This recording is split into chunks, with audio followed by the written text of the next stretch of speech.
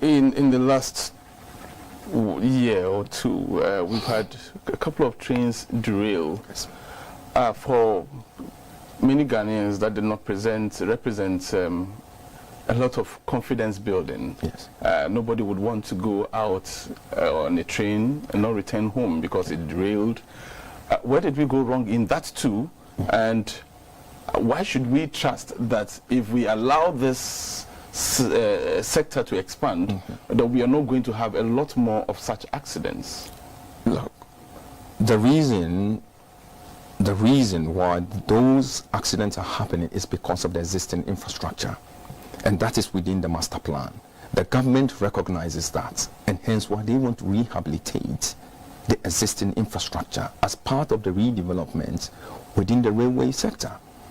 So if we redevelop all these existing structures, which is the stretch is about 947 kilometers, and only 10 to 13% is operational.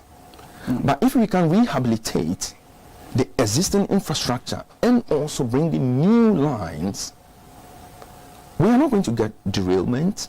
I can't guarantee that. But hence why the government is bringing people like us. And that is a commitment for us to come and ensure that what is designed is what is going to be built. The right training is given to the people. We train Ghanaians to become expertise. That is going to create jobs for people. We go to universities, you take graduates, you take polytechnic. I was in university when I got a job with the railway company because of university fairs, career fairs. That's how I got my job.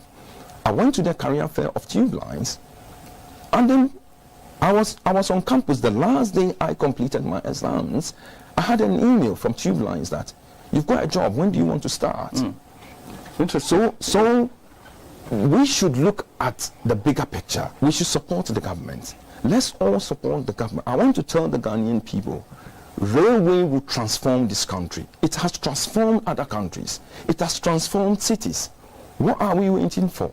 So we have over 900 kilometers of potential rail lines, yes. Out of which we are using just about 90 kilometers. No. If, yes, 10 to 13%. Yes, so as per the master plan. Just around that. So, what are these areas? Where are we likely to see real development, and how long will it take for the whole of the potential 900 kilometers yes. railway to develop? How long? Look, railway, even in the UK, when I went in 1998, when I'm traveling to a place like Manchester or Telford, my college was in a place called Shropshire. Shropshire is after Birmingham. Now to get to Shropshire, because it was a white neighborhood, you can count the blacks. So to get like kenke, plantain, you can't, because there's nothing. So we lived on fish and chips, Mars bars, coffee, tea. That's what we lived on. So if you want to eat Ghanaian food, you have to travel all the way to London. And that took us about 4 hours to get there. You see, but as time went on, gradually, you can get to Telford within 3 hours, because development, gradual process, you phase them. And the master plan, that's why I said the master plan is just brilliant. And I love what the government has done, the ministry are doing, because they phased these, the projects have been phased. So you do this, you do that, and before and then you can put milestones against those phases. But if you want to concentrate on having the entire railway at once being operational, it doesn't happen.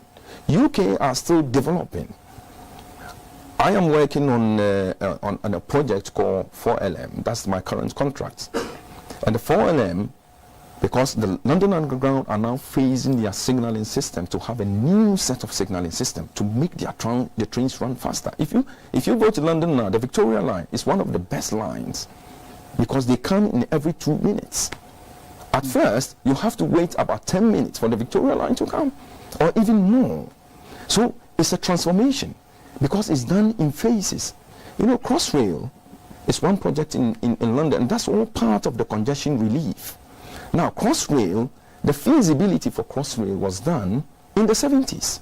But they didn't just roll it out into the system. They waited.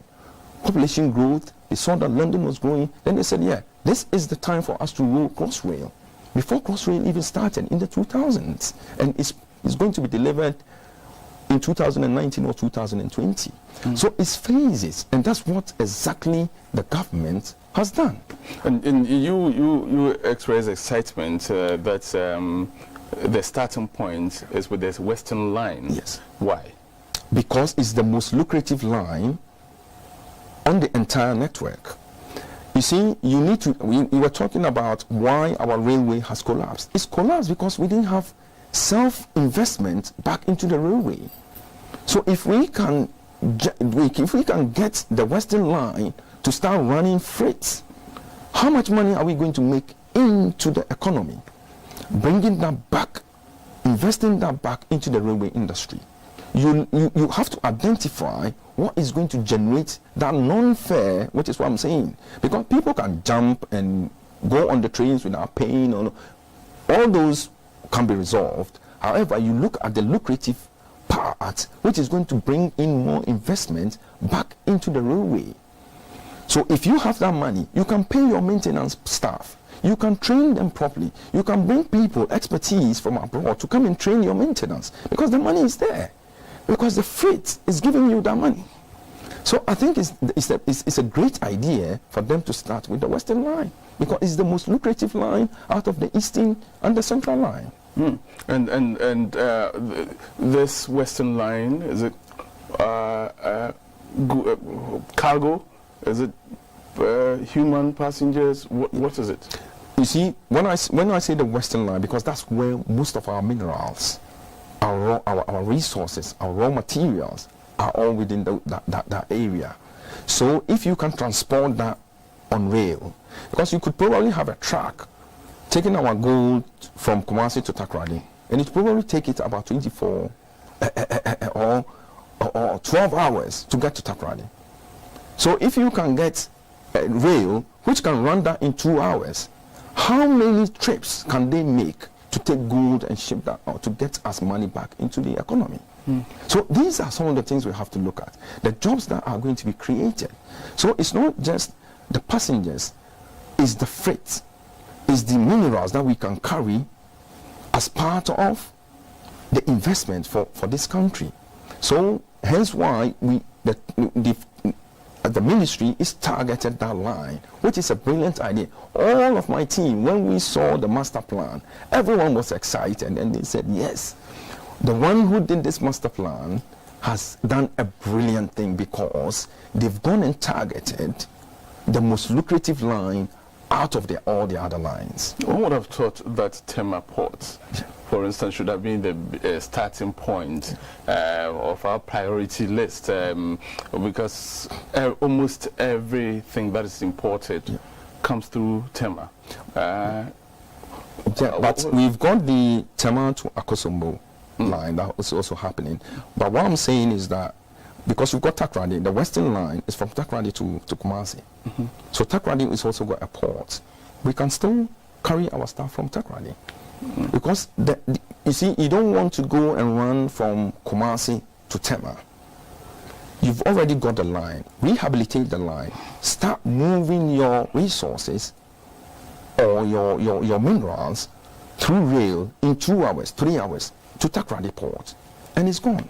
Landlocked countries such as Niger, Burkina Faso, Mali, and so on and so forth, when you travel along the Tamale-Kintampo and Kintampo, Techiman and Kumasi Road, all the way down to Accra, you find a lot of vehicles, cargo vehicles, carrying goods to these landlocked nations. And you find that roads which were constructed and given a lifespan of, say, 20 years, are damaged within a matter of 5 years, sometimes even less.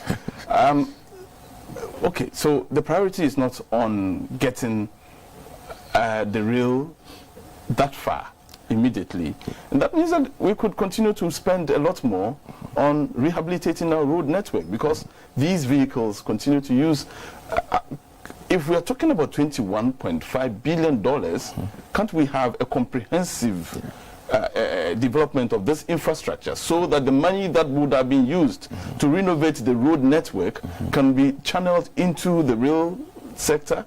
And, you know, we would have saved some money anyway. Look, yes, that you have a point. However, if you go to the developed countries, most of their cargo is carried via rail because it's the most effective. Okay, let's rehabilitate the roads. You still have the congestion.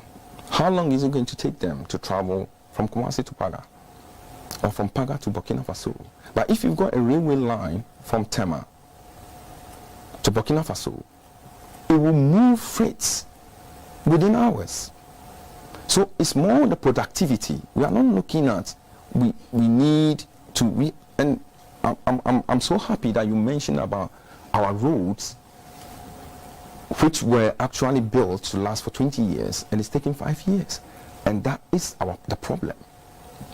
And hence why the ministry, led by Honorable Jogate and his deputy Ejeni Mboatin, are so keen to bring the right expertise on board to ensure that all the projects are done so that when we say this railway line or the assets are going to last, because the least within standards for assets on the railway should be 25 years, the assets. So like a switch panel, if only the maintenance regime is good, it should last for the least. So you are looking at 50 years, 100 years. So they are keen to bring the right expertise to ensure that what is going to be built for us is going to achieve that period or duration that we've been guaranteed.